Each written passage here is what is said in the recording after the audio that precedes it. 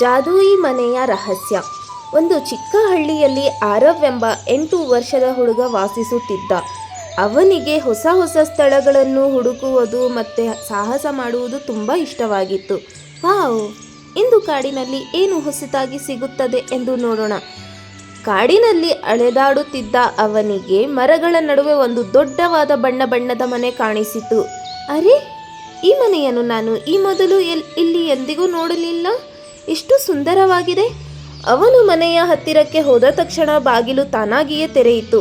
Hello, ಒಳಗೆ ಯಾರಾದರೂ ಇದ್ದೀರಾ? ಸ್ವಾಗತ ಆರವ್, ಹೆದರಬೇಡ, ನಾನು ನಿನ್ನನ್ನು ಕಾಯುತ್ತಿದ್ದೆ. ನನ್ನನ್ನ? ಆದರೆ ನಿಮಗೆ ನನ್ನ ಹೆಸರು ಹೇಗೆ ಗೊತ್ತು? ಹ ಹ ಹ ಹ ಹ, ನಾನು ಜಾದೂಯಿ ಮನೆ. ಯಾರು ಒಳ್ಳೆಯ ಹೃದಯದಿಂದ ಇಲ್ಲಿ ಬಂದರೂ ನಾನು ಅವರಿಗೆ ಸಹಾಯ ಮಾಡುತ್ತೇನೆ. ನೀನು ಏನು ಕೇಳಿದರೂ ಅದು ನಿನಗೆ ಸಿಗುತ್ತದೆ. ಆದರೆ ಪ್ರತಿಯೊಂದು ವಸ್ತುವನ್ನು ಸರಿಯಾಗಿ ಬಳಸಬೇಕು. ನನಗೆ ಒಂದು ಜಾದೂಯಿ ಪುಸ್ತಕ ಬೇಕು. ತಕ್ಷಣವೇ ಒಂದು ಹೊಳೆಯುವ ಪುಸ್ತಕ ಅವನ ಮುಂದೆ ಕಾಣಿಸಿಕೊಂಡಿತು. ಈ ಪುಸ್ತಕದಲ್ಲಿ ನೀನು ಏನು ಬರೆದರೂ ಅದು ನಿಜವಾಗುತ್ತದೆ. ವಾ, ಇದು ನಿಜವಾಗಿಯೂ ಅದ್ಭುತವಾಗಿದೆ. ನನಗೆ ಒಂದು ಚಿಕ್ಕ ಬೀಜವು ಬೇಕು. ಒಂದು ಹೊಳೆಯುವ ಬೀಜ ಅವನ ಕೈಗೆ ಬಂದು ಬಿತ್ತು.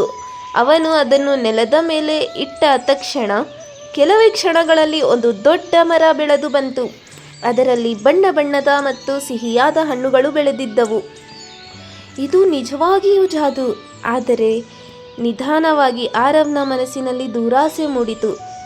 ನನ್ನ ಬಳಿ ತುಂಬ ಚಿನ್ನ ಇದ್ದರೆ ನಾನು ಜಗತ್ತಿನಲ್ಲಿ ಅತ್ಯಂತ ಶ್ರೀಮಂತ ವ್ಯಕ್ತಿಯಾಗಿ ಬಿಡುತ್ತೇನೆ. ನಂತರ ಅವನು ಜೋರಾಗಿ ಹೇಳಿದನು, ನನಗೆ ಒಂದು ದೊಡ್ಡ ಚಿನ್ನದ ಬೆಟ್ಟ ಬೇಕು. ಆಕಸ್ಮಿಕವಾಗಿ ಇಡೀ ಮನೆ ಜೋರಾಗಿ ಅಲುಗಾಡತೊಡಗಿತು. ಗೋಡೆಗಳ ಹೊಳಪು ನಿಧಾನವಾಗಿ ಮಾಯವಾಗತೊಡಗಿತು. ಅರೆ, ಇದು ಏನಾಗುತ್ತಿದೆ? ಆರವ್, ಯಾರಾದರೂ ಕೇವಲ ತಮ್ಮ ಬಗ್ಗೆ ಮಾತ್ರ ಯೋಚಿಸಿದಾಗ ಜಾದೂಯಿ ಶಕ್ತಿ ಮುಗಿದು ಹೋಗುತ್ತದೆ. ನನ್ನಿಂದ ತಪ್ಪಾಯಿತು. ದಯವಿಟ್ಟು ನನ್ನನ್ನು ಕ್ಷಮಿಸಿ. ನನಗೆ ಚಿನ್ನ ಬೇಡ. ನನ್ನ ಹಳ್ಳಿಯ ಎಲ್ಲ ಜನರಿಗಾಗಿ ಶುದ್ಧ ನೀರು, ಹಸಿರು ಮರಗಳು ಮತ್ತು ಹೊಟ್ಟೆ ತುಂಬ ಆಹಾರ ಬೇಕು. ಜಾದೂಯಿ ಮನೆ ಮತ್ತೆ ಬೆಳಕಿನಿಂದ ಹೊಳೆಯತೊಡಗಿತು. ಇದೇ ನಿಜವಾದ ಒಳ್ಳೆಯ ಆಲೋಚನೆ. ಹೊರಗೆ ಒಣಗಿದ್ದ ನೆಲ ಹಸಿರಿನಿಂದ ತುಂಬಿತು. ಬಾವಿಗಳು ನೀರಿನಿಂದ ತುಂಬಿಕೊಂಡವು ಮತ್ತು ಎಲ್ಲೆಡೆ ಹಣ್ಣಿನ ಮರಗಳು ಬೆಳೆದವು. ಹಳ್ಳಿಯ ಜನರು ಸಂತೋಷದಿಂದ ಕೂಗತೊಡಗಿದರು. ವಾ, ಎಂತಹ ಸುಂದರವಾದ ಅದ್ಭುತ ಸಂಭವಿಸಿದೆ. ನಮ್ಮ ಹಳ್ಳಿಯಲ್ಲಿ ಮತ್ತೆ ಸಮೃದ್ಧಿ ಮತ್ತು ಸಂತೋಷ ಮರಳಿದೆ. ಜಾದೂಯಿ ಮನೆ.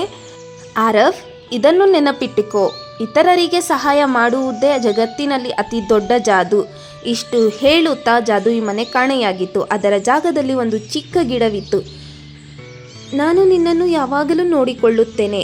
ಅವನು ಪ್ರತಿದಿನ ಆ ಗಿಡಕ್ಕೆ ನೀರು ಹಾಕಿ ಅದರ ಆರೈಕೆ ಮಾಡುತ್ತಿದ್ದನು. ಕೆಲವು ವರ್ಷಗಳ ನಂತರ ಅದೇ ಗಿಡವು ಒಂದು ದೊಡ್ಡ ಮರವಾಗಿ ಬೆಳೆದು ಇಡೀ ಹಳ್ಳಿಗೆ ನೆರಳು, ಹಣ್ಣುಗಳನ್ನು ಮತ್ತು ಸಂತೋಷವನ್ನು ನೀಡತೊಡಗಿತು.